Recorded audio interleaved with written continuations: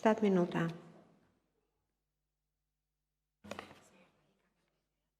Një sekundë.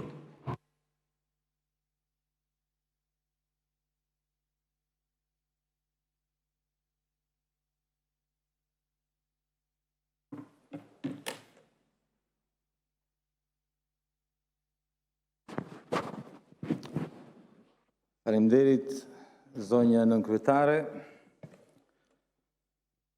Më lejoni që para se të filloj këtë interpelancë të përshëndes protestuesit e rjollit që ju kanë ardhur këtu. Ju i injoroni, po ata janë këtu për të treguar që nuk ndalen. Duhet ta keni të qartë që pronën nuk ua ka marrë vetëm Bashkimulaj. Pronën ua kanë marrë këtu në këtë parlament, kjo i qeveri. Dhe kjo është arsyeja pse kam kërkuar këtë interpelant, zonja zëvendës kryeministre.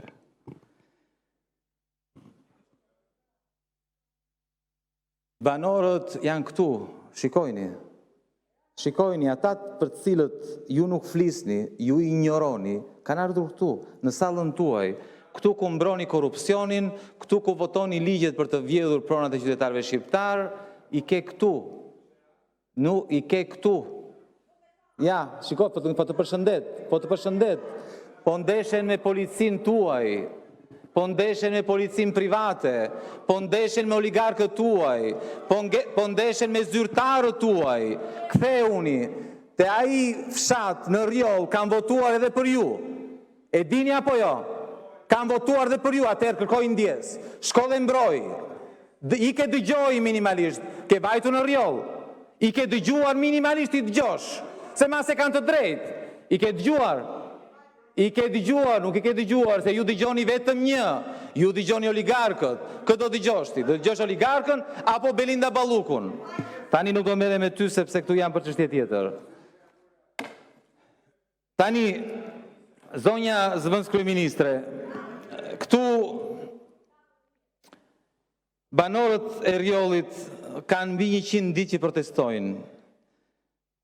Banorët pretendojnë që një oligark bashkë me ish kryetarin e hipotekës kanë vjedhur pronën e tyre.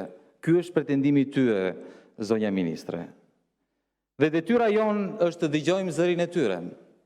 Dhe këtë interpelancë në fakt, unë e kam kërkuar për llogaritë të tyre, dhe pyetjen që të cilës ti duhet i përgjigjesh në emër të qeverisë, unë në fakt pyetja nuk ishte për ju, po ishte për kryeministrin. Ja kam kërkuar një prej banorëve, edhe do të doja që ta dëgjonit me shumë vëmendje dhe të jepnit një përgjigje. Kjo është pyetja.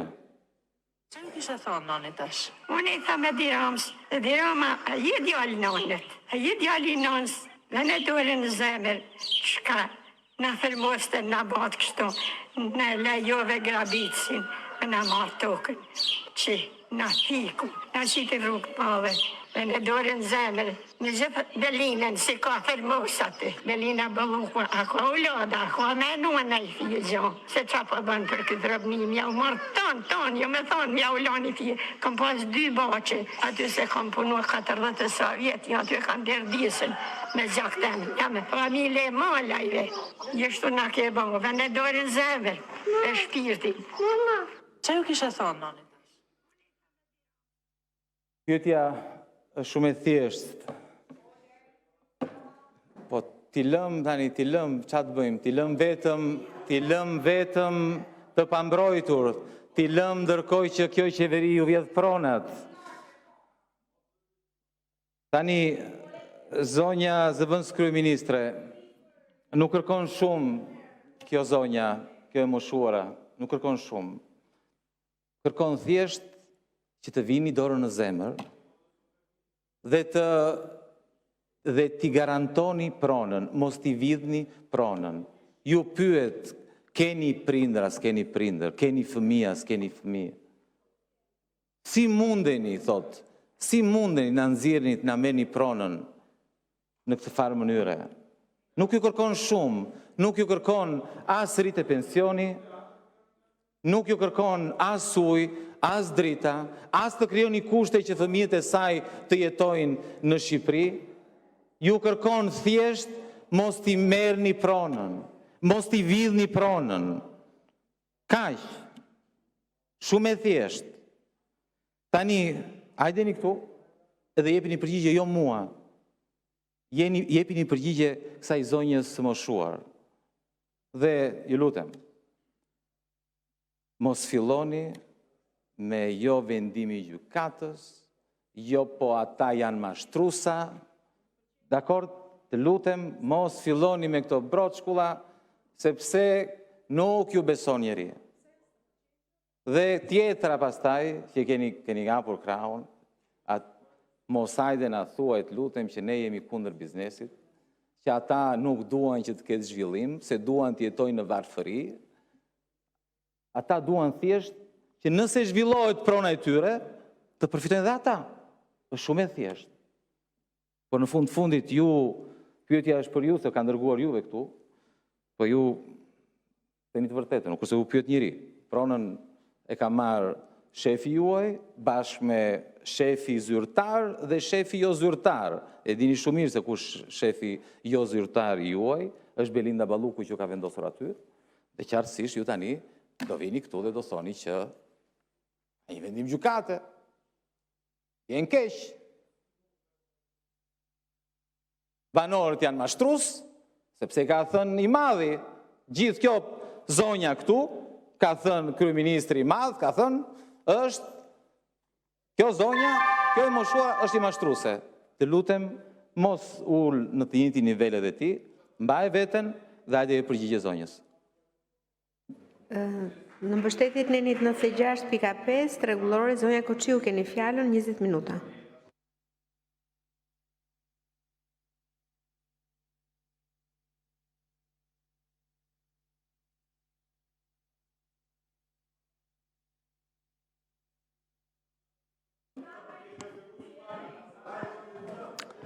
Ju lutem, ka mundësi të mbajmë pak qetësi? Se keni kërkuar interpelancë për sqarime, të lutem dëgjoni.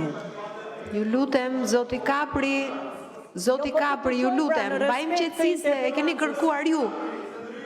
Ju lutem, keni kërkuar interpelancën, të respektojmë interpelancën. Ju lutem, zonja Koçiu, keni fjalën.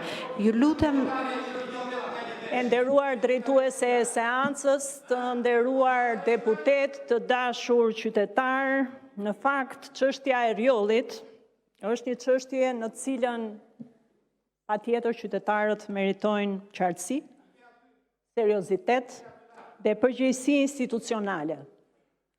Sepse kjo në fakt është një çështje e cila po patjetër prek edhe të drejtat e pronësisë dhe marrëdhënien e shtetit me ligjin dhe zhvillimin ekonomik të vendit dhe turizmin. Të gjitha këto janë pa diskutim të lidhura, sepse janë mënyra se si zgjedhim të ndërtojmë të ardhmen e Shqipërisë. Për këtë arsye dua ta nis duke vendosur një vijë shumë të qartë. Nuk do ta përdor këtë foltore për të hedhur balt, etiketime, as gjyqje politike ndaj individëve, qytetarëve apo sipërmarrësve. Nuk besoj se kjo i shërben të vërtetës, nuk besoj se kjo i shërben as qytetarëve. Dhe mbi të gjitha, nuk besoj se i shërben as seriozitetit që duhet ketë ky kuvend i Republikës së Shqipërisë kur diskuton çështje me interes publik. Sepse është shumë e lehtë të krijosh zhurmë, zoti Shehaj, është shumë e lehtë të ndërtosh teori, është shumë e lehtë të bësh akuza. Është e rëndësishme të mos ngatrojmë në këtë pikë dy çështje të ndryshme. E para, patjetër, është politika e zhvillimit ekonomik edhe turistik të vendit. E dyta, janë pretendimet e individëve të pronës, të cilët patjetër do duhet të trajtohen nga institucionet përgjegjëse dhe po nga gjykatët. Në një shtet demokratik, qeveria nuk mund të zëvendësojë gjykatat, dhe këtu besoj më jep të drejtë dhe ti, nuk vendos me deklarata politike, mbi pronësin, nuk merr rolin e prokurorit, të gjykatësit apo të ekspertit për çdo konflikt civil. Koha kur politika vendoste me telefon se kush kishte drejtë e kush jo, ka marrë fund. Sot Shqipëria funksionon mbi bazën e institucioneve, të ligjit, edhe të ndarjes pushteteve. Prandaj, dua ta them qartë, çdo qytetar që pretendon cënim të pronës tij ka të drejtën kushtetuese ta ndjek në rrugë administrative dhe gjyqësore. Dhe çdo institucion shtetëror ka detyrimin të respektojë vendimet e institucioneve kompetente. Dhe këtu bjem dakord të gjithë, dhe besoj patjetër dhe ju, ky është themeli i shtetit të së drejtës. Nëse sot dikush mendon se zgjidhja është që qeveria të dalë dhe të vendos vetë se kujt i takon prona, atëherë kjo nuk do të flitem këtu, nuk do të flisnim më për shtet ligjor, e aq më tepër për demokraci. Kjo do të ishte kthim pas, dhe Shqipëria nuk kthehet më pas, zoti Sheaj. Të gjithë procedurat që lidhen me këtë projekt janë ndjekur në përputhje me legjislacionin në fuqi, nga verifikimi i dokumentacionit të pronësisë, tek procedurat administrative, tek leja e ndërtimit, tek ndërveprimi me institucionet përgjegjëse, çdo hallkë është trajtuar në përputhje me legjislacionin në fuqi. Dhe për të qenë të qartë, është njohur e gjithë procedura përmes vendimeve të gjykatave të Republikës së Shqipërisë. Dhe ky është një fakt. Dhe në një shtet demokratik, vendimet e gjykatave respektohen edhe kur ka debat publik, edhe kur ka tension politik, edhe kur ka qëndrime të ndryshme. Sepse alternativa do të ishte që çdo vendim gjykate të zëvendësohej nga presioni politik apo edhe mediatik. Dhe kjo do të ishte fundi i shtetit të së drejtës ligjore. Por dua të ndalem edhe tek një element tjetër që në këtë debat po patjetër edhe ironizohet, nëpërmjet fjalës tuaj e bët ironinë e radhës, patjetër është zhvillimi ekonomik i Shqipërisë, dhe këtë nuk duhet ta lëmë një anë dhe të mos e përmendim, sepse për dekada të tëra, potenciali i jashtëzakonshëm turistik i këtij vendi dhe patjetër dhe ekonomik i këtij vendi, dhe kur vjen fjala mbi të gjitha për veriun e Shqipërisë, bjem dakord që ka mbetur i pashfrytzuar. Për vite me radhë kemi dëgjuar se veriu duhet të zhvillohet, duhen investime, duhet punësim, duhet infrastrukturë, duhet ekonomi moderne, por sa herë që lind një projekt zhvillimi, ngrihet me njëherë e njëjta filozofi. Jo këtij projekti, jo këtij investimi, jo këtij zhvillimi. Rjolli, Velipoja, Shëngjini, veriu i Shqipërisë kanë potencial të jashtëzakonshëm natyror dhe ekonomik.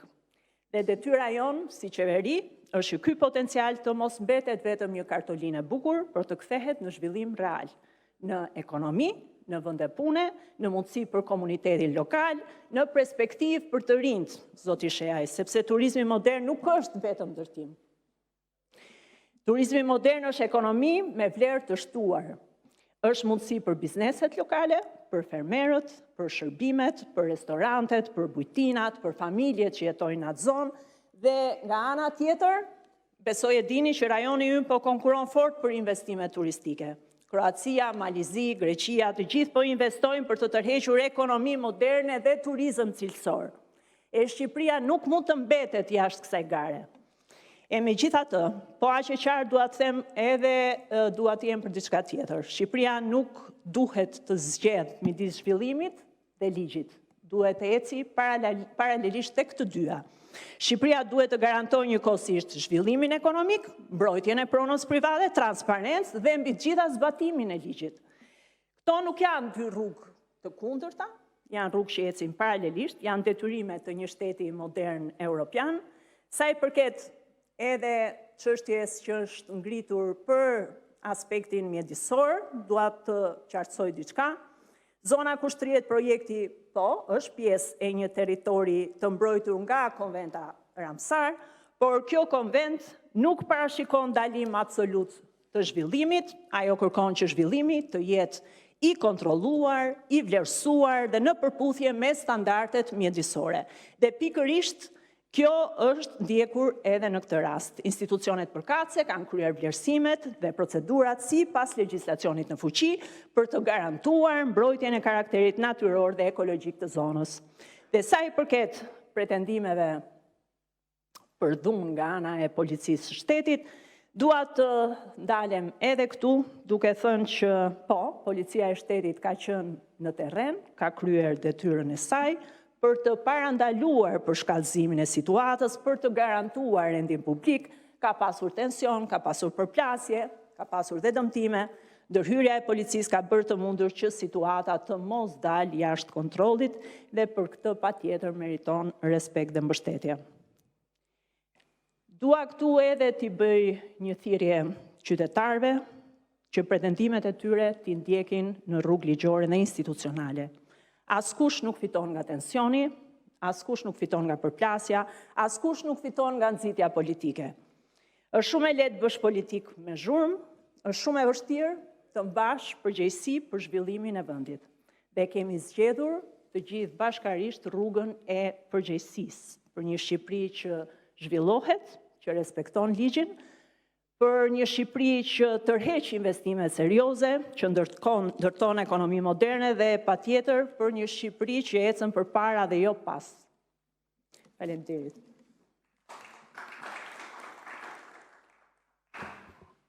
Zoti Sheha Ajo se Kapri në mbështetjet në 96.5